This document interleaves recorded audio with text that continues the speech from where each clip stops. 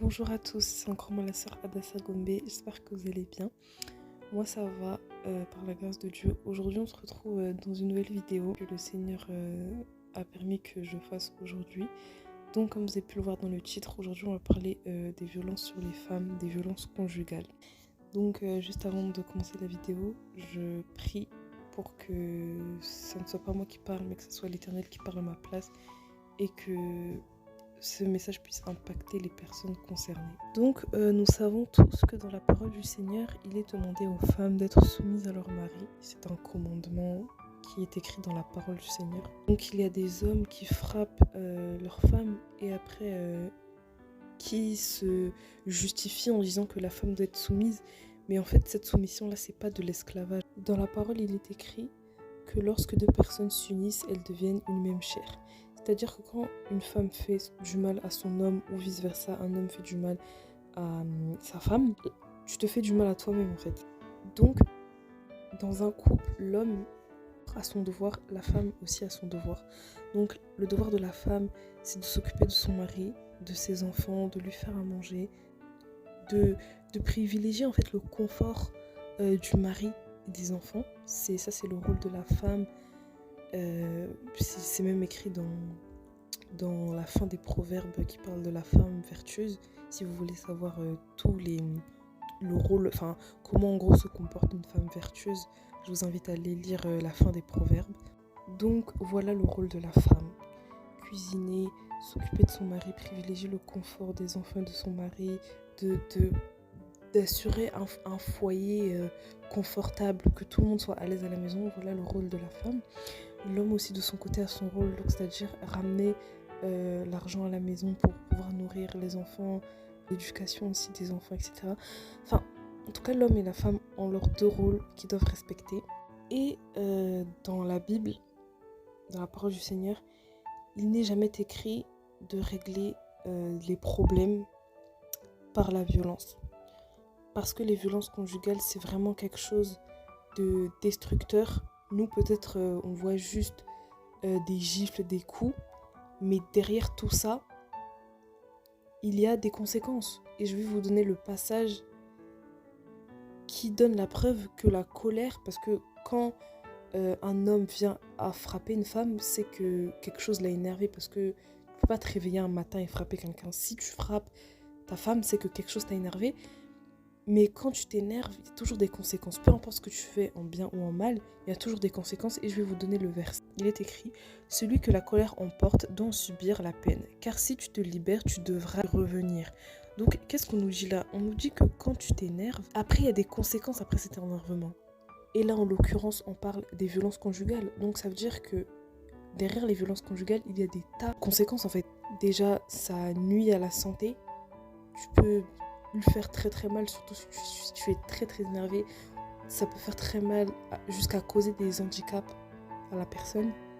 Si vous avez des enfants, et surtout si vous le faites devant vos enfants, un enfant, quand il voit que, surtout quand il est tout petit, quand depuis tout petit il voit que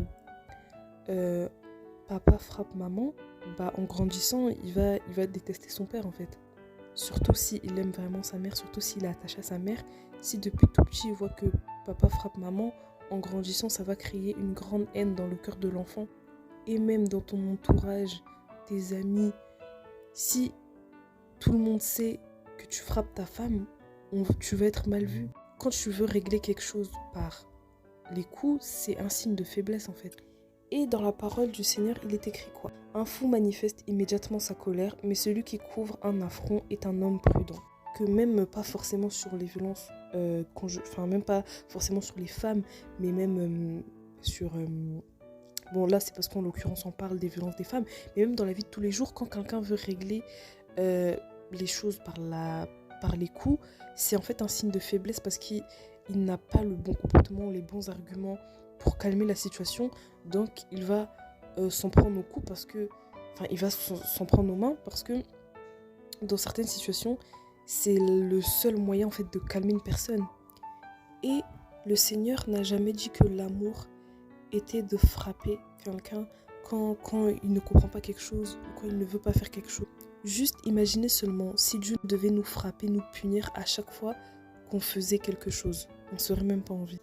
L'amour, ce n'est pas de frapper quelqu'un quand il a mal fait quelque chose, quand il ne comprend pas quelque chose, quand il ne veut pas faire quelque chose.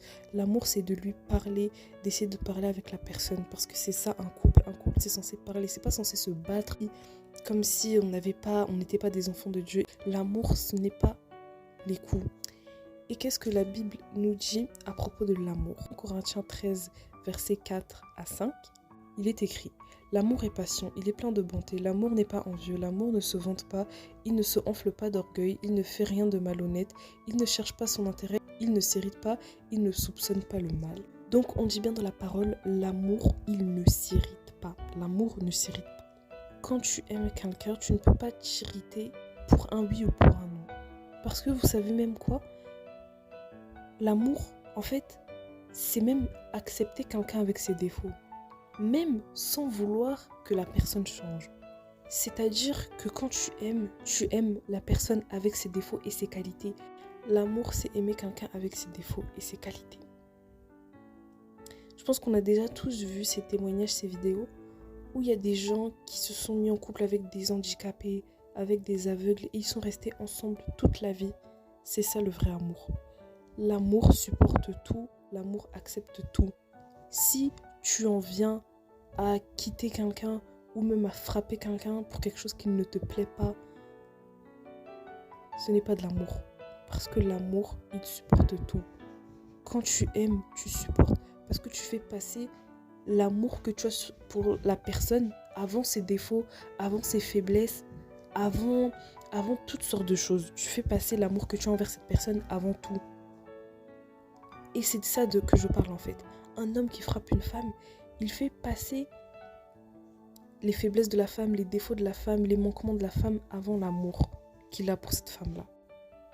Quand un homme frappe une femme, il fait passer les défauts de la femme, les manquements de la femme avant l'amour qu'il a pour cette femme. Et ça, c'est ça le problème de beaucoup de gens aujourd'hui. C'est pour ça qu'il y a beaucoup de gens qui se séparent, des couples qui étaient faits pour être ensemble, divorcés, des familles recomposées, parce que justement, il y a beaucoup de couples qui font passer les défauts de l'autre, même c'est vice-versa pour les femmes, qui font passer les défauts de l'autre avant l'amour que tu as pour la personne. Quand tu aimes quelqu'un, tu cherches à lui parler, tu cherches à l'écouter, à comprendre ce qu'il a au fond de lui, à écouter ses émotions et pas tout de suite se mettre en colère sans même avoir écouté, sans même savoir ce que la personne a au fond du cœur. Et peu importe ce qu'une femme fait, qu'elle soit têtue, qu'elle parle mal, qu'elle réagisse mal, qu'elle ne fasse pas les choses bien, on ne peut pas en venir aux mains sur une femme, car dans la Bible, il est écrit que la femme est le sexe faible. La solution n'est la violence en rien, parce que justement, la violence empire les choses. Et je reviens sur ce que je disais tout à l'heure sur le fait que les couples font passer les défauts de l'autre avant l'amour qu'ils ont. Et cela est écrit dans la parole, parce que dans Proverbe 10, verset 12, il est écrit « La haine fait surgir des conflits alors que l'amour couvre toutes les fautes. » C'est ce que je disais en fait. Quand tu fais passer les défauts de l'autre avant l'amour que tu as pour lui, évidemment que votre couple ne pourra pas tenir et ça va parfois en venir au coup. On dit alors que l'amour couvre toutes les fautes. C'est exactement ça en fait. L'amour, quand tu es rempli d'amour envers quelqu'un, c'est pour ça qu'on dit dans la vie, dans le monde, on dit que l'amour rend aveugle. Quand tu es rempli d'amour pour quelqu'un, cet amour-là couvre tout. Couvre son passé, ses défauts, sa manière de faire les choses mal, ça couvre tout. Et cela est écrit dans la Bible. L'amour couvre toutes les fautes. Donc si tu fais tout le temps passer les défauts de l'autre avant l'amour que tu as pour lui, ça va jamais tenir. L'amour, c'est parler avec quelqu'un, c'est l'écouter. C'est l'écouter, c'est parler, c'est comprendre la personne, savoir ce qu'elle a sur le cœur. Parce que c'est ça un couple, on doit parler. Quand quelque chose ne va pas, on s'assoit, on parle. C'est pas on crie dans tous les sens. Surtout quand il y a des enfants dans la maison. Parce que ça crée quand les parents se disputent devant les enfants, c'est un traumatisme pour les enfants. Dans Jacques 1, verset 19, il est écrit « Ainsi donc mes frères et sœurs, bien-aimés, que chacun soit prompt à écouter, lent à parler, lent à se mettre en colère. » C'est-à-dire en fait que nous devons être comme le Seigneur. Car le Seigneur, lent à la colère et riche en bonté. Dieu est même très très très lent en colère. Parce que si le Seigneur devait se mettre en colère à chaque fois qu'on l'irritait, qu'on les décevait, je pense cette terre serait déserte. Il n'y aurait personne sur la terre. Parce que toutes les fois où on met le Seigneur en colère, mais il reste tranquille par amour de nous, c'est exactement ça. Il fait passer l'amour qu'il a envers nous avant nos fautes. C'est pour ça qu'aujourd'hui on a encore envie. Parce qu'il fait passer l'amour qu'il a envers nous avant nos fautes. L'amour couvre les fautes. Et c'est cet amour qui l'a poussé à donner son fils unique. C'est cet amour qui l'a poussé, qui le pousse tous les jours à nous réveiller tous les matins, à nous pardonner et à nous protéger. C'est cet amour-là. Pourtant, regardez comment on déçoit le Seigneur tout le temps. Donc la violence n'est la solution en rien du tout. La violence empire les choses. Parce que quand tu frappes une femme, il y a des conséquences après. Tu peux aller en prison, tu traumatises les enfants, tu gaspilles la santé de la femme en fait. Il y a plein de témoignages comme ça où il y avait des enfants qui ont peur de rentrer à la maison parce que papa il frappe maman à la maison. Est-ce que vous pensez que vos enfants peuvent être heureux? Est-ce que vous pensez que vous pouvez construire un couple heureux si vous en venez au coup? Est-ce que tu penses que tu peux fonder une famille heureuse si tu en viens au coup à chaque fois cacher une chose? En venir en coup pendant une dispute, c'est un signe de faiblesse. Dans ces situations-là, être fort, c'est quoi? C'est si ta femme parle. Si elle crie, laisse-la crier. Si elle s'énerve, laisse-la s'énerver. Si elle casse des choses, laisse-la casser les choses. Le silence donne raison. C'est-à-dire, même si vous vous disputez et que c'est toi qui es en tort, si elle crie, elle s'énerve dans tous les sens, elle va culpabiliser, elle va se taire. Et le silence t'aura donné raison. Et dans cette situation-là, ne pense pas que tu es faible. Au contraire, tu es très très fort de te taire. Se taire, c'est de la force. Parce que c'est très difficile de se taire. Et celui qui se tait est un homme fort. Mais celui qui en vient au coup est un homme faible. Si j'ai un conseil à vous donner dans ce genre de situation, restez tranquille. Comme le Seigneur a dit, soyez lents à la colère, prompt à parler, prompt à écouter et lent à se mettre en colère. Il y a tellement de femmes qui souffrent d'être battues, d'être tabassées tous les jours. Il y a même des femmes qui en meurent. Il y a même des femmes qui rentrent dans le coma, qui meurent, qui se suicident. Si tu frappes ta femme et demain tu apprends qu'elle s'est suicidée, ce sera quoi ta réaction? Tu vas regretter, et c'est ce qui est écrit dans la Bible. Il est écrit, celui qui se met en colère devra en subir la peine. Quand tu te mets en colère, il y a des conséquences. Le Seigneur, tout ce qu'il nous dit de faire, c'est pour notre bien. Si le Seigneur te dit d'être lent à la colère, il sait pourquoi. C'est parce que si tu n'es pas lent à la colère, tu vas devoir en subir les conséquences après. Et le but du Seigneur n'est pas que nous subissons des conséquences à nos péchés.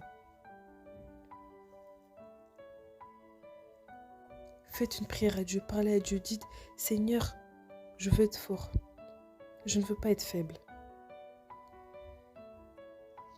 Aimez vos femmes. Respectez-les. Il est écrit dans la parole que la femme doit être soumise. Parce qu'aujourd'hui, la société a transformé la soumission sous forme d'esclavage. La soumission est devenue de l'esclavage selon la société, de l'emprisonnement. Mais non, la soumission selon le Seigneur, c'est magnifique. Mais cette soumission-là doit suivre de quelque chose. Comment tu veux que ta femme soit soumise si tu la frappes? Si tu ne l'écoutes jamais? Si tu ne cherches jamais à savoir ce qu'elle a dans le cœur? Si tu lui fais mal avec des mots durs? Comment veux-tu qu'elle soit soumise? Comment veux-tu qu'elle te respecte si toi-même tu ne la respectes pas? Car le respect, tout commence par nous-mêmes. Le respect commence par soi-même. Si tu veux que ta femme te respecte, respecte-toi toi-même. Et je t'assure que frapper une femme, ce n'est pas se respecter. Mais se taire quand une femme crie, la laisser parler même pendant des heures et des heures, c'est ça se respecter. Et c'est être fort. Je prie pour que le Seigneur vous donne la force d'être lent à la colère, qu'il nous donne tous la force, car parfois ça nous arrive de nous emporter, que ce soit avec nos amis, avec nos conjoints, avec nos proches, ça nous arrive de nous emporter. Je prie vraiment pour que le Seigneur puisse nous délivrer de la colère, qu'il nous apprenne à être lent à la colère. On ne subisse pas les conséquences de notre colère en fait. Qu'on ne se mette pas en colère. Soyez lent à la colère, comme le Seigneur.